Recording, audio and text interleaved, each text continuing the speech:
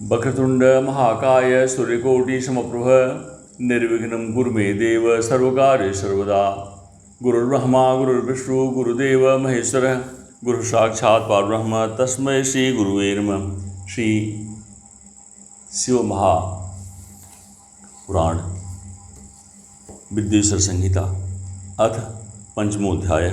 भगवान शिव के लिंग एवं साकार विग्रह की पूजा के रहस्य तथा महत्व का वर्णन। शोधवाच सवणादित्रिकेशक्तो लिंगम वेरम च सांकरम संस्थाप्य नित्यमभ्यर्च्य तरेत संसार सागरम। चोद जी बोले, हे सौनक, जो श्रवण कीर्तन और मनन इन तीनों साधनों के अनुष्ठान में समर्थ न हो, वह भगवान शंकर के लिंग एवं मूर्ति की स्थापना कर नित्य उनकी पूजा करके संसार सागर से पार हो सकता है। अपिद्रव्यम हे देव यथा बल ममंचन अरे लिंग वीरार्थ मर्चेदपि संततम। छल न करते हुए अपनी शक्ति के अनुसार धनराशि ले जाए और उसे शिवलिंग अथवा शिव मूर्ति की सेवा के लिए अर्पित कर दे, साथ ही निरंतर उस लिंग एवं मूर्ति की पूजा भी करे। मंडपम गोकुलम तीर्थम मठम क्षेत्रे तथोत्सवम वस्त्रम गंधम च माल्यम च धूपम दीपम च भक्ति। उसके लिए भक्तिभाव से मंडप, गोपुर, तीर्थ, मठ एवं क्षेत्र की स्थापना करे तथा उत्सव करे और वस्त्र, गंध, पुष्प, धूप, दीप तथा मालपुआ आदि व्यंजनों से युक्त भांत भांत के भक्ष्य भोज अन्य नैवेद्य के रूप में समर्पित करे। विविधांतम च नैवेद्यम पूपवर्यजनयुतम छत्रम ध्वजम तथा व्यंजनम चामरम चाभिषांगकम राजोपचारवत्सर्वम धार्ये लिंगवेरयो प्रदक्षिणां नमस्कारं यथाशक्ति जपम तथा छत्र, ध्वजा, व्यजन, चामर तथा अन्य अंगों सहित राजोपचार की भांत सब वस्तुएं भगवान शिव के लिंग एवं मूर्ति पर चढ़ाएं, प्रदक्षिणा नमस्कार तथा यथाशक्ति जप करें। आवाहनादि सर्गांतम नित्यम कुर्वात् सुभक्तिः इत्थमर्भ्यर्चेन देवलिंगे वेरोज सांकरे सिद्धमेति शिवप्रीत्या हित्वा विश्रवणादिकं लिंगवेरार्चनामात्र मुक्ता पूर्वे महाजना। आवाहन से लेकर विसर्जन तक सारा कार्य प्रतिदिन भक्तिभाव से संपन्न करे। इस प्रकार शिवलिंग अथवा शिवमूर्ति में भगवान शंकर की पूजा करने वाला पुरुष श्रवण आदि साधनों का अनुष्ठान न करे तो भी भगवान शिव की प्रसन्नता से सिद्धि प्राप्त कर लेता है। पहले के बहुत से महात्मा पुरुष लिंग तथा शिवमूर्ति की पूजा करने मात्र से भव बंधन से मुक्त हो चुके हैं। मुनेहोचो वीरमाते तु सर्वत्र पूजन्ते देवतागणः लिंगवीरेज सर्वत्र कथम संपूज्यते शिवः। ऋषिगण बोले, मूर्ति में ही सर्वत्र देवताओं की पूजा होती है, परंतु भगवान शिव की पूजा सब जगह मूर्ति में और लिंग में भी क्यों की जाती है। श्रुतवाच अहो मुनीश्वरा पुण्यम प्रश्न में तन्महाद्युतम अत्र वक्ता महादेवो ज्ञानोस्ति पुरुषः क्वचित्। सूत जी बोले, हे मुनीश्वरों, आप लोगों का यह प्रश्न तो बड़ा ही पवित्र और अत्यंत अद्भुत है। इस विषय में महादेव जी ही वक्ता हो सकते हैं, कोई पुरुष कभी और कहीं भी इसका यथार्थ प्रतिपादन नहीं कर सकता। शिवनोक्तम प्रवक्ष्यामि क्रमाद् गुरु मुखाचितम शिवैका ब्रह्मरूपा निष्कलम परकीर्तितः। इस विषय में भगवान शिव ने जो कुछ कहा है और उसे मैंने गुरु जी के मुख से जिस प्रकार सुना है उसी तरह क्रमशः वर्णन करूँगा। एकमात्र भगवान शिव ही ब्रह्मरूप होने के कारण निष्कल निराकार कहे गए हैं। रूपित्वात् सकलस्त्वदात् समात् सकल निष्कलत्वा निराकारः लिंगम तस्य समागतम। रूपवान होने के कारण उन्हें सकल भी कहा गया है, इसलिए वे सकल और निष्कल दोनों हैं। शिव की निष्कल निराकार होने के कारण ही उनकी पूजा का आधारभूत लिंग भी निराकार ही हुआ है, अर्थात शिवलिंग शिव के निराकार स्वरूप का प्रतीक है। सकलत्वात् तथा वेरम सकारम तस्य संगतम सकलाकलरूपत्वात् ब्रह्म शब्द परः। इस तरह शिव के सकल या साकार होने के कारण उनकी पूजा आधारभूत विग्रह साकार प्राप्त होता है, अर्थात शिव का साकार विग्रह उनके साकार स्वरूप का प्रतीक है। सकल और अकल रूप होने से ही वे ब्रह्म शब्द से कहे जाने वाले परमात्मा हैं।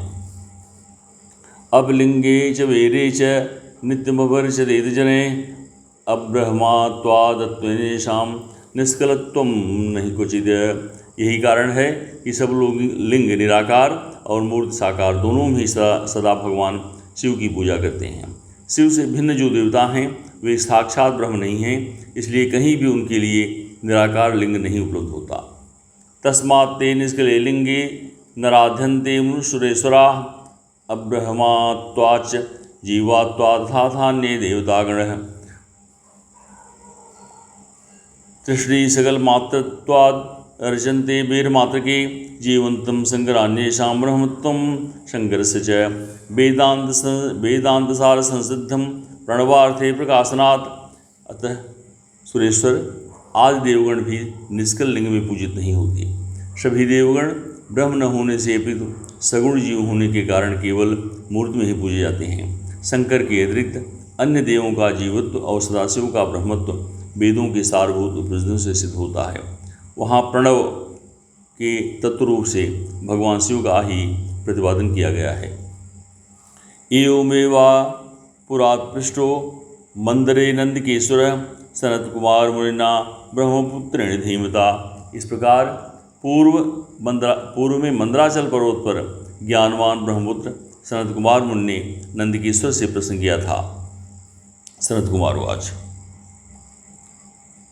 शिवानि देव वश्यानां सर्वेषामपि सर्वतः वेरमात्रं च पूजार्थं श्रुतं दृष्ट्वा च भूरिशः शिवमात्रस्य पूजायां लिंगं वेरिं च दृश्यते अतस्तद्ब्रूहि कल्याणं तत्त्वं मे साधुबोधनम्। शरद कुमार बोले, शिव के अतिरिक्त उनके बस में रहने वाले जो अन्य देवता हैं उन सब की पूजा के लिए सर्वत्र प्रायः बेर मूर्ति मात्र ही अधिक संख्या में देखा और सुना जाता है। केवल भगवान शिव की पूजा में लिंग और वेर दोनों का उपयोग देखने में आता है। अतः हे कल्याणमय नंदकेश्वर, इस विषय में जो तत्व की बात हो उसे मुझे इस प्रकार बताइए जिसे अच्छी तरह समझ में आ जाए। नंदकेश्वर वाच अनुत्तरं प्रश्नं रहस्यं ब्रह्मलक्षणं कथयामि शिवनोक्तं भक्तियुक्तस्य विधेनघ। शिवस्य ब्रह्मरूपत्वनिष्कलत्वाच निष्कलं लिंगं तस्यैव पूजायां सर्ववेदेषु सम्मतं तस्यैव सकलत्वाच तथा सकल निष्कलम। हे निष्पाप, नंदकेश्वर बोले, हे निष्पाप ब्रह्मकुमार, हम जैसे लोगों के द्वारा आपके इस प्रश्न का कोई उत्तर नहीं दिया जा सकता, क्योंकि यह गोपनीय विषय है और लिंग साक्षात ब्रह्म का प्रतीक है। इस विषय में भगवान शिव ने जो कुछ बताया है उसे मैं आप शिवभक्त के समक्ष कहता हूँ। भगवान शिव ब्रह्मस्वरूप और निष्कल निराकार हैं, इसलिए उन्हीं की पूजा में निष्कल लिंग का उपयोग होता है। संपूर्ण वेदों का यही मत है, वे ही सकल हैं। इस प्रकार वे निराकार तथा साकार दोनों हैं। भगवान शंकर निष्कल निराकार होते हुए भी कलाओं से युक्त हैं, इसलिए उनकी साकार रूप में प्रतिमा पूजा भी लोक सम्मत है। सकलम च तथा वेरम पूजायाम लोक सम्मतम शिवान्येषाच जीवात्वात् सकलत्वाच सर्वतः वेरमात्रं च पूजायां सम्मतं वेद निर्णये स्वाविर्भाव च देवानां सकलं रूपमेव हि शिवस्य लिंगं वेरं च सदर्शने दृश्यते खलु। शंकर के अतिरिक्त अन्य देवताओं में जीवत्व तथा सत्वगुण होने के कारण वेद के मत में उनकी मूर्ति मात्र ही पूजा मान्य है।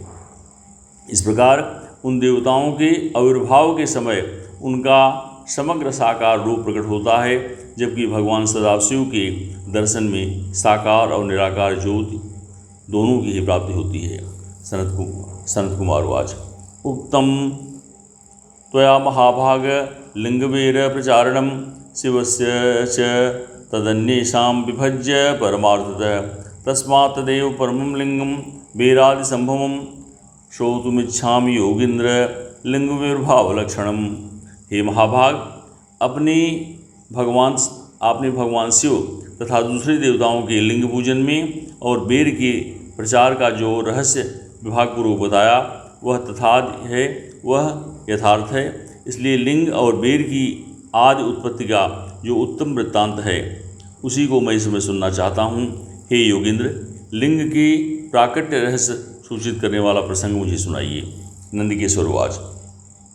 शृणुवत्स भवतीत्वा वक्षामि परमार्थतः पुराकल्प महाकाले प्रपन्ने लोकविश्रुते अयुध्येतां महात्मानो ब्रह्म विष्णु परस्पर। प्रीति के कारण मैं यथार्थ रूप से वर्णन करता हूँ, सुनिए। लोक विख्यात पूर्वकल्प के बहुत दिन व्यतीत हो जाने पर एक समय महात्मा ब्रह्मा और विष्णु परस्पर लड़ने लगे। तयोर्मानं निराकर्तुं तन्मध्ये परमेश्वरः निष्कलस्तंभ रूपेण स्वरूपं समदर्शयेत्।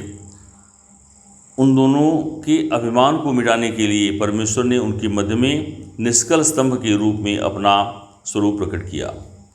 ततः स्वलिंग चिन्हत्वात् स्तंभतो निष्कलं शिवः स्वलिंगम दर्शयामास जगतां हित कामया।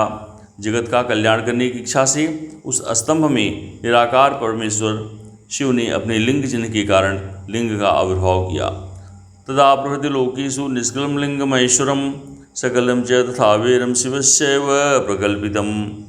उस समय से लोक में परमेश्वर शंकर के निर्गुण लिंग और सगुण मूर्ति की पूजा प्रचलित हुई। शिवान्येषां तु देवानां वीरमात्रं प्रकल्पितं तत्तत् वीरं तु देवानां तत्भोगप्रदं शुभं शिवस्य लिंगवीरत्वं भोगमोक्षप्रदं शुभम। शिव के अतिरिक्त अन्य देवों की मूर्ति मात्र की ही कल्पना हुई। वे देव प्रतिमाएं पूजित हो नियत शुभ कल्याण को देने वाली हुई और शिव का लिंग तथा उनकी प्रतिमा दोनों ही भोग और मोक्ष को देने वाली हुई। चंद्रशेखर चंद्रशेखर चंद्रशेखर पाहि मां चंद्रशेखर चंद्रशेखर चंद्रशेखर रक्ष मामि। इति श्री शिव महापुराणे प्रथमायां विद्वेश्वर संहितायां शिवलिंग महिम वर्णनम नामम पंचमोध्याय। इस प्रकार शिव महापुराण के अंतर्गत प्रथम विद्वेश्वर संहिता में शिवलिंग की महिमा का वर्णन नामक 5वां अध्याय पूर्ण हुआ। इसमें हुई त्रुटियों को क्षमा करें। हर हर महादेव।